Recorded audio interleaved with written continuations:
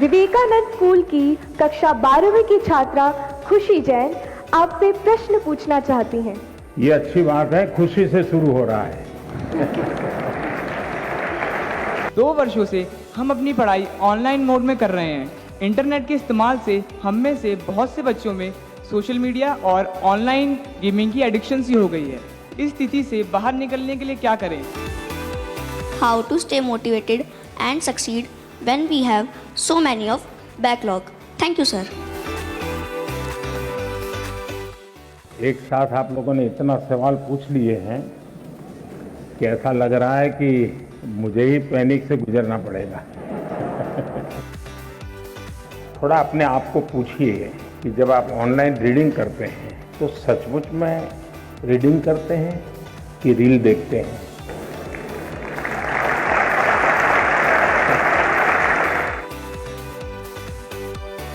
जो चीजें ऑफलाइन होती हैं वही चीजें ऑनलाइन भी होती हैं।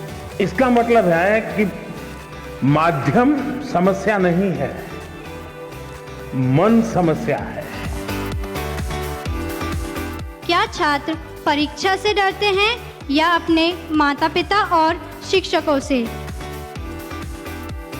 परीक्षा जीवन का एक सहज हिस्सा है, हमारी विकास यात्रा का छोटे छोटे पड़ाव है और उस पड़ाव से हमें गुजरना है। हम गुजर चुके हैं। एग्जाम देते देते देते एक प्रकार से हम एग्जाम प्रूफ हो गए हैं। दिन भर में कुछ पल ऐसे निकालिए कि जब आप ऑनलाइन भी नहीं होंगे, ऑफलाइन नहीं होंगे, इनर लाइन होंगे। हमारे 8वीं 10वीं कक्षा के बच्चे 3D प्रिंटर बना रहे हैं। आनंद आ रहा है कि हमारे 8वीं 10वीं कक्षा के बच्चे वैदिक मैथमेटिक्स का ऐप चला रहे हैं और दुनिया भर के स्टूडेंट उनसे सीख रहे हैं। मैं परीक्षा संबंधी तनाव से कैसे निपटूं? अगर मेरे अंक अच्छे नहीं आए तो क्या होगा?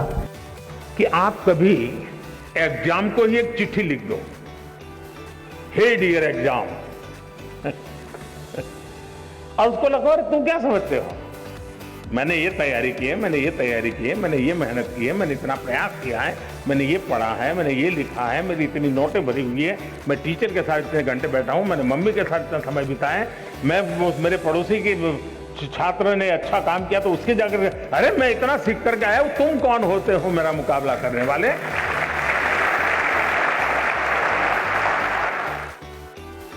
जो इस वर्तमान को जान पाता है, जो इस वर्तमान को जी पाता है, उसके लिए भविष्य के लिए कभी भी क्वेश्चन मार्क नहीं होता है।